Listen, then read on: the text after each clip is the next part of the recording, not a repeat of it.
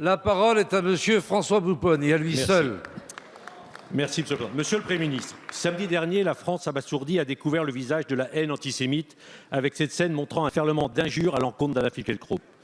Malheureusement, je n'ai pas été surpris par ces images. J'ai été maire de Sarcelles pendant 20 ans. Et pour bien connaître la communauté juive de France, je sais que les insultes, les agressions sont son lot quotidien. Et qu'il y a trop souvent des drames où des juifs sont tués en France uniquement parce que juifs. Non, la France n'est pas antisémite. Oui, la France a un problème avec son antisémitisme. Oui, il y a des antisémites en France. Ils sont de plus en plus nombreux, viennent d'horizons de plus en plus diverses, de plus en plus actifs, parfois dans l'indifférence et l'impunité. Dans l'impunité car notre législation n'est plus adaptée. J'ai l'honneur de compter parmi mes amis Eva Sandler, qui a perdu son mari et ses 2 garçons dans l'attentat de Toulouse, ainsi que Yael Cohen, dont le fils a été tué à l'hypercachère. Toutes les 2 sont parties vivre en Israël car la France n'a pas su protéger leur famille. Quel échec pour un pays de voir partir ses enfants car il ne croit plus en lui. Après chaque drame, nous nous sommes indignés, nous avons dénoncé, organisé des manifestations, élaboré des plans. Même si cela est indispensable, il y aura une grande marche tout à l'heure. Les derniers événements ont démontré que la situation ne fait qu'empirer. Certains sont encore en train de disserter pour savoir de quel antisémitisme nous parlons. Pour moi, les choses sont claires.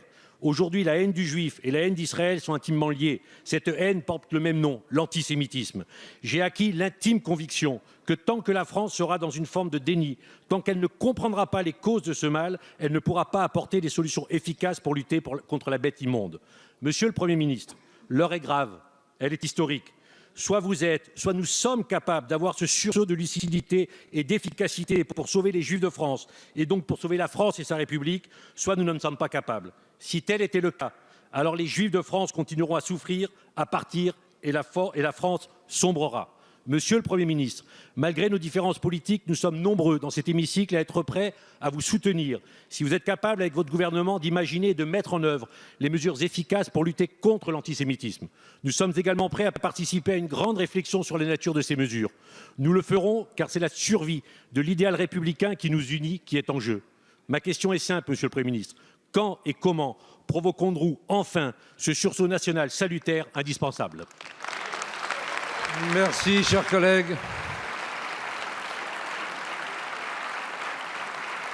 La parole est à Monsieur le Premier ministre.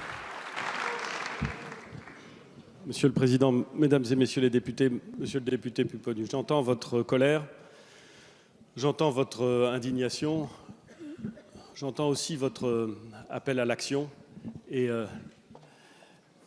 l'insatisfaction que vous exprimez à juste titre face à ce combat ancien, mais dont l'acuité s'accroît, et face à l'accumulation des actes que nous constatons depuis quelques semaines, même si, et vous avez eu raison de le dire, nous les voyons, mais ils existaient déjà et parfois ils sont invisibles et ils n'en sont pas moins choquants. Je vous rejoins très volontiers, Monsieur le député, sur le constat que vous faites, sur la multiplicité des causes de l'antisémitisme, la multiplicité des branches intellectuelles peut-être. On peut vouloir comprendre comme les scientifiques, vouloir expliquer comme les historiens, vouloir saisir comme l'ensemble des citoyens que nous sommes la complexité de ce phénomène. Mais la vérité, elle est là. L'antisémitisme est profondément enraciné dans la société française. Il prend des formes incroyablement variées. Je ne suis pas sûr, Monsieur le député, que nous puissions dire qu'il serait l'apanage de tel ou tel. Je crains malheureusement que, dans des formes diverses, il soit largement partagé. Je le dis avec préoccupation, mais je le dis parce que je le crois. La lutte contre l'antisémitisme est l'affaire de tous, c'est l'évidence. Nous devons dénoncer. Nous ne pouvons pas nous satisfaire de cette dénonciation, mais nous devons dénoncer. Nous allons le faire ce soir, à nouveau, avec beaucoup d'humilité dans ce que nous savons de l'impact de cette dénonciation, mais aussi avec beaucoup de détermination, car nous ne pouvons pas ne pas dénoncer, donc nous allons dénoncer. Et vous m'interrogez sur ce que nous pouvons compléter dans notre arsenal juridique pour sanctionner. J'ai eu l'occasion de dire, parce que je le crois, que la sanction est indispensable, que l'éducation l'est tout autant, la formation des agents publics qui contribuent à l'identification, à l'instruction, puis, le cas échéant, à la punition de ces actes. Beaucoup de formation à la police, à la gendarme, chez les magistrats, indispensable.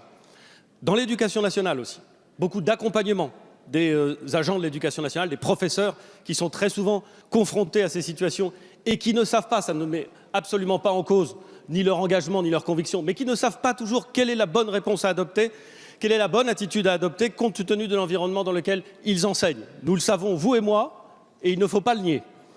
Et puis évidemment un volet répressif. J'ai insisté, à la suite du rapport proposé par une de vos collègues, Madame Avia, j'ai insisté sur l'utilité qu'il y avait à renforcer notre dispositif juridique permettant de sanctionner les gestionnaires de réseaux sociaux qui n'accomplissent pas tout ce qu'ils doivent pour écarter et interdire la publication sur leur réseau d'actes très profondément, ou de propos, pardon, très profondément antisémites.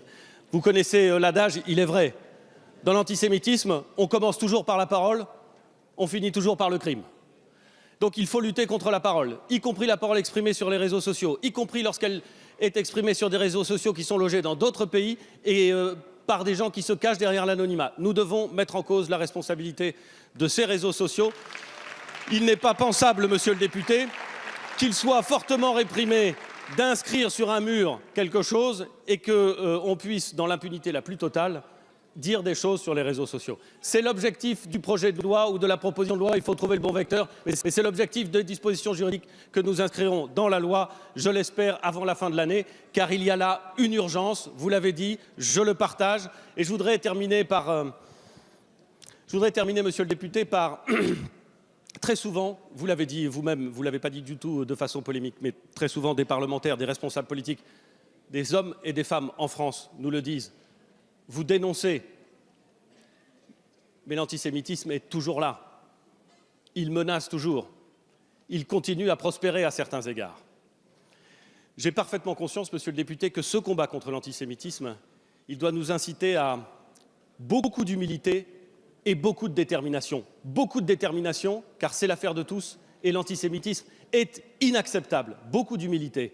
Parce que si c'était facile de lutter contre l'antisémitisme, un, ça se saurait, et deux, ça fait longtemps qu'on aurait eu des résultats à la hauteur de nos enjeux. Nous devons donc lutter, lutter, lutter, nous battre, compter sur nous.